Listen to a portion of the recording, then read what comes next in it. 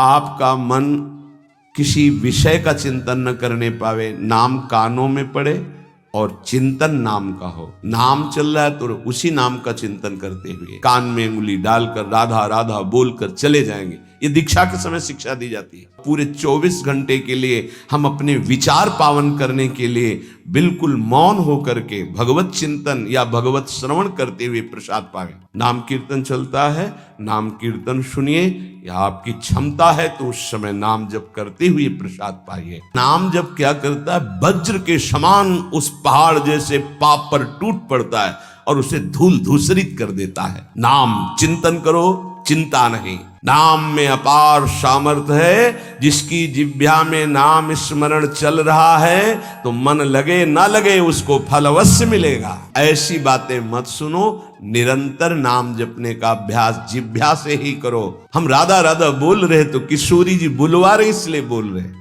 कृष्ण कृष्ण बोल रहे तो जेई कृष्ण ते नाम। पहला कि तुम्हें 11 माला गुरु मंत्र के तो करने ही हैं।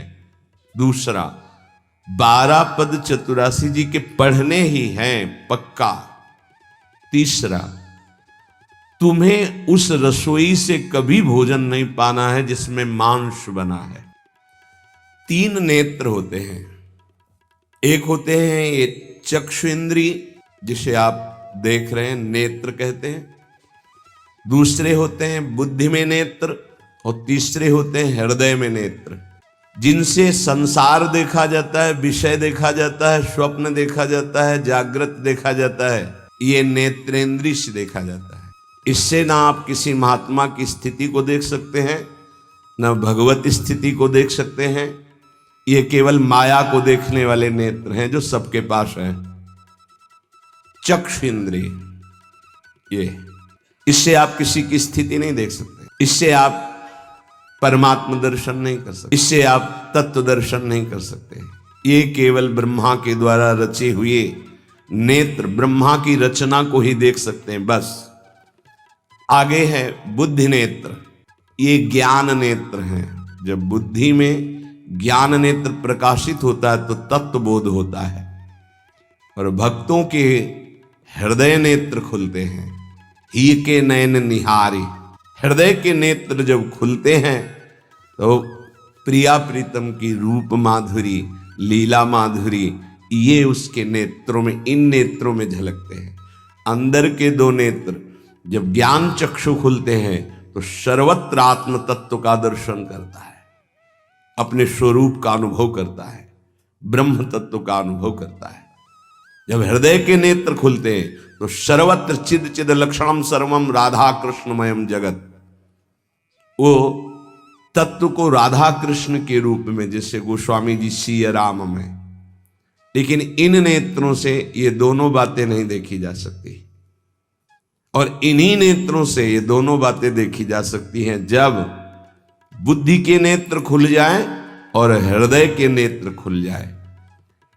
उपासक हृदय के नेत्र खोलने का प्रयास करें। वो पहले आहार शुद्धि करे, बहुत भोजन शुद्ध। बड़ी कृपा है, आकाशवृत्ति से जीवन चलता है, श्री जी को भोग लग करके मिलता है, परम पवित्र है। अब जो बात करें, पाते समय उपास्य देव के सिवा अन्य कोई विचार नहीं रह जाना चाहिए। ये ध्यान उपासक दे।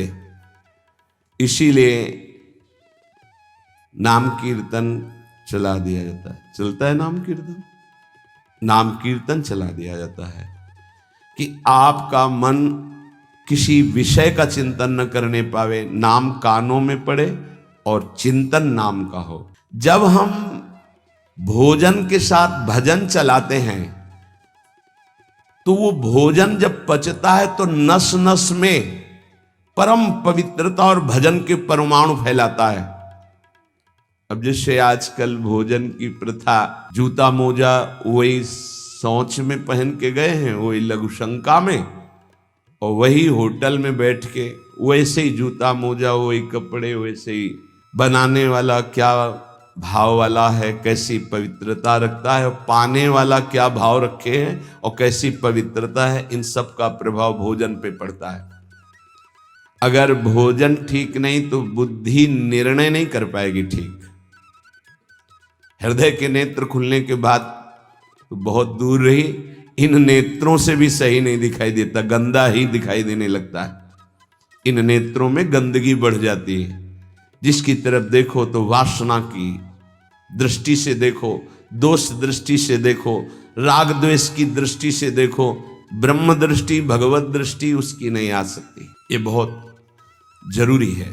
अरे कहीं भागा थोड़ी जा रहा है भोजन, धैर्य पूर्वक चिंतन करते हुए, नाम चल रहा है तो उसी नाम का चिंतन करते हुए। अब जैसे अपने लोग पूर्वाभ्यास तो पद चला लिया, बड़ी सुविधा रहती है। पद कोई बड़ा पद ले लिया और मानसिक पद गुनगुना भी रहे हैं, चिंतन भी कर रहे, प्रसाद भी पा रहे। कोई पद उठा ले, बड़ा पद, देखत नौ निकुंज सुन सजनी लागत, प्रथम यथामति प्रणव बिहरत दो प्रीतम कुंज। अब जब तक पद पूरा नहीं होगा तो भागेगा नहीं, और भागेगा तो पद नहीं पूरा होगा, पकड़ हो जाएगी। अब पद चल रहा है, प्रसाद पा रहे हैं, तो कभी कभी प्रसाद पाते पाते आंसू चल रहे हैं, प्रसाद पा रहे हैं, पद चल रहा है। अब वो भोजन क्या करेगा? प्रसाद नस नस में जाकर भागवतिक भाव संचरित करेगा। अब आप प्रसाद पा रहे हैं, किसी द्वेषी का चिंतन कर रहे हैं, गुस्सा आ रही, अब नस नस को वो क्रोध से युक्त करने वाली वृत्ति पैदा करेगा। आप प्रसाद पा रहे हैं, कोई काम चिंतन कर रहे हैं, वही प्रभाव आपके अंदर पड़े। हमारी पद्धति रही है प्रसाद पाने, चाहे जितना पवित्र हो, पर भोजन पाने के पहले हाथ पैर धोए गए, कुल्ला किया गया, पवित्र हो करके फिर वहां बैठ करके। पद्धति थी, आसन पीढ़ा चटाई बिछा दी गई, पवित्रता पूर्वक बैठे, भोग सामने आया, भगवद अर्पित प्रसाद है तो जय जयकार और कीर्तन करके पा रहे हैं। अगर वो ऐसी जगह से मिला है, भगवद अर्पित नहीं है, तो अपने सामने 1 मिनट रुक कर भगवद अर्पित करते हैं, फिर जय जयकार इष्ट की, गुरुदेव की, भगवान नामों की गूंज करके फिर पाते। वो प्रसाद हमारे हृदय में पवित्र भाव पैदा करेगा, भजन बढ़ेगा। भजन से ही हृदय के नेत्र खुलते हैं, भजन से हृदय के नेत्र, और हृदय के नेत्रों से ही प्रियालाल का दर्शन होता है, प्रियालाल का लीला चिंतन होता है।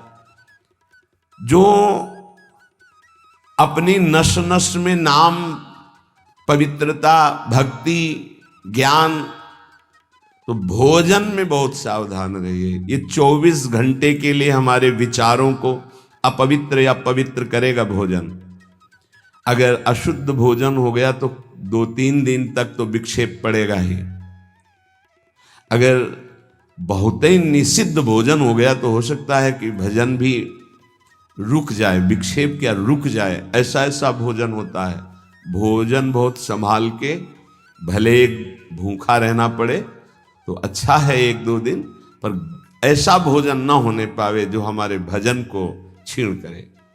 प्रायः जब श्री जी की शरणागति दीक्षा दी जाती है यहाँ, तो पहला कि तुम्हें 11 माला गुरु मंत्र के तो करने ही हैं, दूसरा 12 पद चतुरासी जी के पढ़ने ही हैं पक्का, तीसरा तुम्हें उस रसोई से कभी भोजन नहीं पाना है जिसमें मांस बना है, जिसमें मांस रांधा गया है। भले तुमको वहां दाल रोटी खीर और ये सब बना के दे, पर वो सात्विक भोजन नहीं होगा, वो राक्षसी भोजन होगा, क्योंकि वो रसोई अपवित्र है, उसके पात्र पवित्र। ये दीक्षा के समय दिया जाता है। चौथा, जो तुम्हारे उपासना की, इष्ट की, गुरुदेव की, संतों की, भगवत स्वरूपों की निंदा करे, वो चाहे रिश्तेदार, नातेदार, चाहे कोई भी हो, हम उससे संभाषण बैठकर नहीं करेंगे, कान में उंगली डालकर राधा राधा बोलकर चले जाएंगे।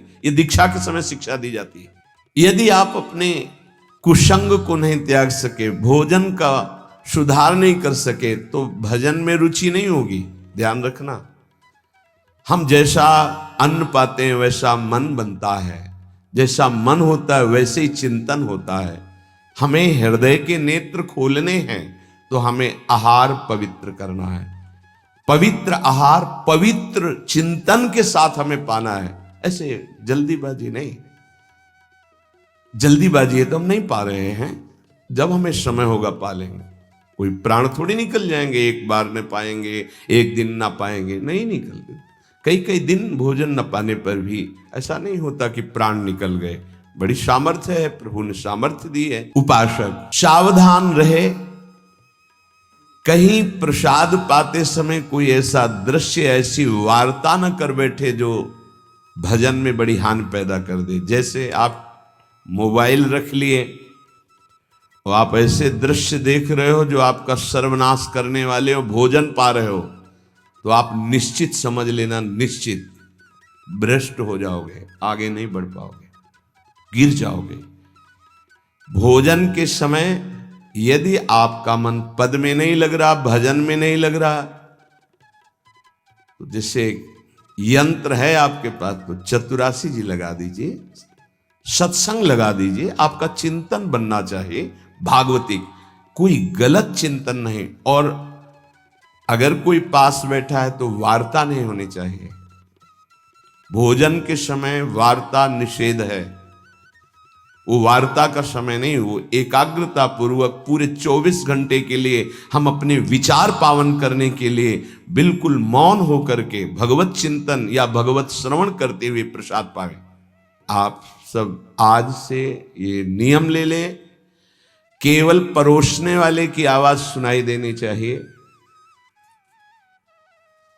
श्री जी का प्रसाद जो आप परोस रहे हैं उसका उच्चारण करते हुए आपको प्रसाद, रोटी प्रसाद चाहिए तो वो पूछ सकते हैं। इसके अलावा पाने वाले की आवाज बस जी दे दीजिए, इससे ज्यादा कोई शब्द नहीं आना चाहिए।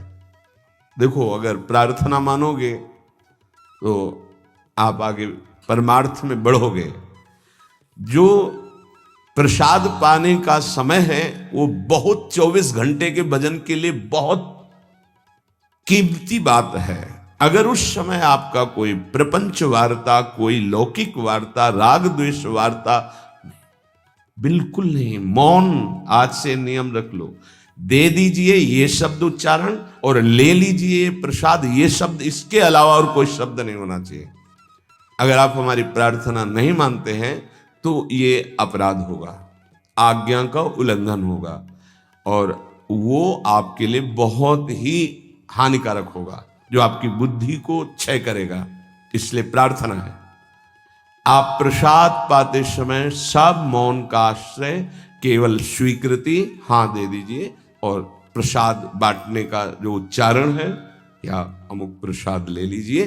बस इस नाम कीर्तन चलता है, नाम कीर्तन सुनिए, या आपकी क्षमता है तो उस समय नाम जप करते हुए प्रसाद पाइए। आपको सावधान रहना, जो एक बार आदेश हो जाए उसका उल्लंघन ठीक नहीं है और उसको तत्काल लागू किया जाए। अगर नहीं किया जाता तो उसे प्रमाद स्थिति कहते हैं और फिर बुद्धि भ्रष्ट हो जाती है। कोई भी, चाहे वो साध्वी हो या उपासक हो, साधु हो, आज्ञा का उल्लंघन करने का स्वभाव ना डाले, नहीं तो प्रमाद स्थिति घसीट ले जाएगी।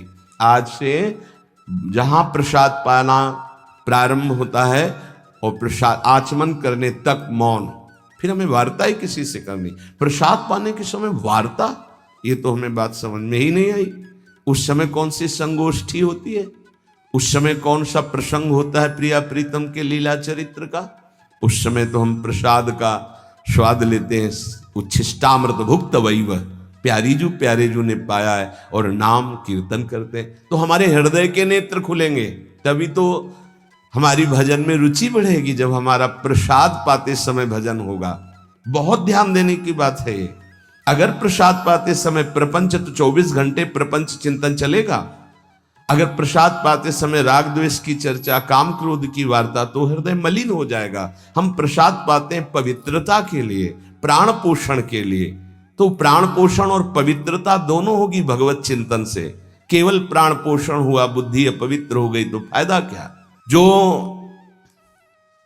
नाम जप करता है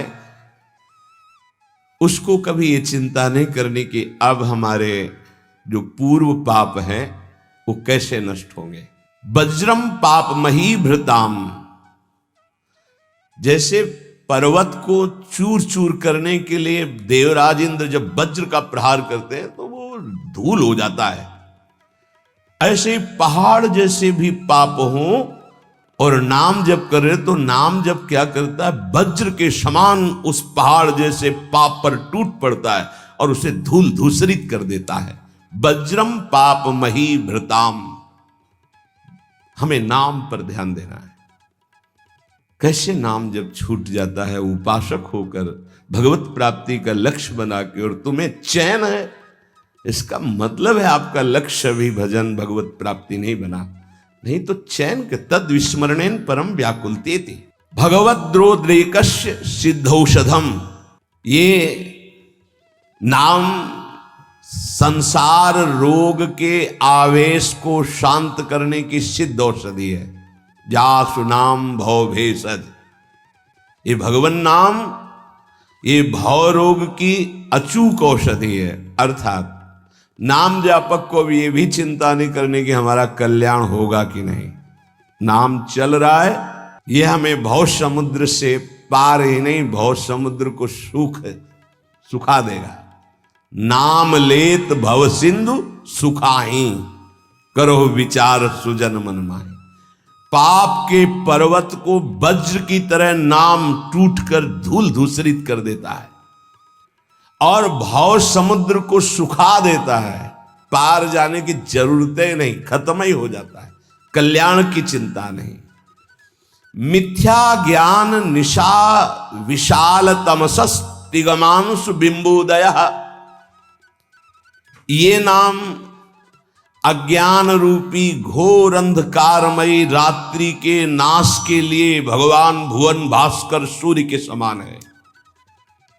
उपासक को अभी ये भी चिंता नहीं करनी कि हमें तो कोई ज्ञान नहीं है, हमारे अंदर तो अभी बड़े आकर्षण है संसार के, अविद्या है। बिल्कुल चिंता मत करो, नाम जब चल रहा तो जैसे घोर अंधकार रात्रि में है, सूर्य उदय होते ही वो सब नष्ट हो जाता है, ऐसे नाम जापक के हृदय का अज्ञान अंधकार नष्ट करने के लिए भगवान नाम सुंदर ज्ञान प्रकाश कर देते हैं। अन्य उसे कोई पढ़ने लिखने की आवश्यकता नहीं पड़ेगी, नाम जब से अपने, जैसे कल आप सत्संग में ध्यान दीजिए सुन रहे थे कि जिसका अंतःकरण शुद्ध हो जाता है, जो राग द्वेष रहित महात्मा है, बिना पढ़े सारे वेदों का अर्थ उसके हृदय में स्फुरित हो जाता है। मिथ्या ज्ञान निशा विशाल तमसस तिगमांश बिंबोदय, अज्ञान रात्रि के घनीभूत अंधकार के नाश के लिए प्रभु का नाम सूर्य के समान है। क्रूर क्लेश मही रुहा मूर्तर ज्वाला जटालह सिखी, ये क्रूर कर्म कराने वाले काम क्रोध लोभ मोह मद मत्सर इनका जंगल है। इस जंगल को नष्ट करने के लिए दावाग्नि के समान नाम है, इसको भस्म कर देगा, सारे विकारों को भस्म कर देगा नाम। क्रूर क्लेश मही रुहा मूर्तर ज्वाला जटाला सिकी, जैसे प्रचंड दावानल पूरे वन को भस्म कर देता है, ऐसे नामाग्नि समस्त विकारों को भस्म कर देती। हमको ये भी चिंता नहीं करनी कि हमारे अंदर विकार काम क्रोध लोभ मोह मद मत्सर है। नाम चिंतन करो, चिंता नहीं। द्वारम निर्वृत्ति सन्मनो विजयते कृष्णेति वर्णद्वयम, ये परम शांति परमानंद का द्वार खुल गया यदि जिह्वा पे कृष्ण कृष्ण कृष्ण राधा राधा राधा राम कृष्ण हरि, जो नाम गुरुदेव ने दिया, अगर वो नाम चल रहा है तो अब चिंता भी नहीं करनी कि हमारा परम पद मिलेगा, कल्याण होगा कि नहीं। नहीं, द्वार में प्रवेश कर गए, जिह्वा पे नाम मतलब द्वार में प्रवेश कर गए। महाराज जी लोग तो कहते हैं कि जिह्वा से नाम जप करने से कोई लाभ नहीं मिलेगा, कहते कर में तो माला फिरे जीव फिरे मुख माही, मनुआ तो चहुं दिस फिरे, यह तो सुमिरन नाहि। कुछ लोग कहते हैं हाथ में माला चल रहा है, जीभ में नाम चल रहा है, मन संसार में घूम रहा है, इससे तो कोई लाभ मिलेगा नहीं। तो महाराज जी प्रायः नाम जब तो ऐसे ही होता है प्रारंभ में, तो उसको तो कोई फल ही नहीं मिलेगा। अरे ऐसा कहने वालों की बिल्कुल बात मत सुनो। पूज्य उड़िया बाबा, ऐसा कहने वालों की बिल्कुल बात मत सुनो, उन्हें कहने दो, वो क्या जाने। नाम में अपार सामर्थ्य है, जिसकी जिह्वा में नाम स्मरण चल रहा है तो मन लगे ना लगे उसको फल अवश्य मिलेगा। ये बात इसीलिए भगवत प्राप्त महापुरुषों के वचनों को समझना चाहिए। अब कौन सा दोहा कहां से उठा के कैसे, अब अगर ये दोहा नए साधक को सुनाया जाए कि कर में तो माला फिरे और जीभ फिरे मुख माहि, और मनुआ तो चौदिस फिरे, ये तो सुमिरन नाहि, तो जो शुरू किया वो भी रख देगा माला कि फल ही नहीं मिलना तो हम क्या करें। पूज्य राधा बाबा, तुम चिंता मत करो, तुम मशीन की तरह जीभ से शुरू करो राधा कृष्ण राधा कृष्ण राधा कृष्ण राधा, बाबा के वचन, फिर तुम देख लेना। गोस्वामी जी कह रहे तुम चिंता मत करो, राम नाम मणिदीप धर जीह देहरी द्वार, तुलसी भीतर बाहरो जो चाह सुझियार। हमको वो बात समझनी है जो बड़े बड़े महापुरुष कह रहे हैं। ऐसे लोगों की बात देखो, बाबा ने पहला शब्द उत्तर में ऐसे कहने वालों की बिल्कुल बात मत सुनो, उन्हें कहने दो, क्या जाने नाम में कितनी अपार सामर्थ्य है। अहो वत्सो पचतो गरीयान यज्जिभ्याग्रे वर्तते नाम तुभ्यम, नाम की मनसाग्रे लिख देते ना, मनसाग्रे, यह जिभ्याग्रे, जिभ्या में जिसके आपका नाम विराजमान हो गया वो चांडाल भी जगत पूज्य बन जाता है। अहो वत्सो पचतो गरीयान, वो सर्वश्रेष्ठ हो जाता है। भजन करना है, निरंतर भजन करना है, मन लगे ना लगे तुम्हें इसकी परवाह नहीं करनी। जो तुम्हारी जिह्वा से नाम निकल रहा है वो फल दे के रहेगा, ये बैठा लो हृदय में। केवल जिह्वा से तुम भजन करना प्रारंभ करो, फिर देखना मन लगने की बात जाने दो, मन नाममय हो जाएगा, अपने आप नाममय हो जाएगा। जब हम अधिक समय तक विषय चिंतन करते हैं तो मन विषयमय हो जाता है। जब अधिक समय तक हम नाम जपते हैं तो मन नाममय हो जाता है। इसलिए तुम ऐसी बातें मत सुनो, निरंतर नाम जपने का अभ्यास जिह्वा से ही करो, तुम्हारा मन भगवदाकार हो जाएगा।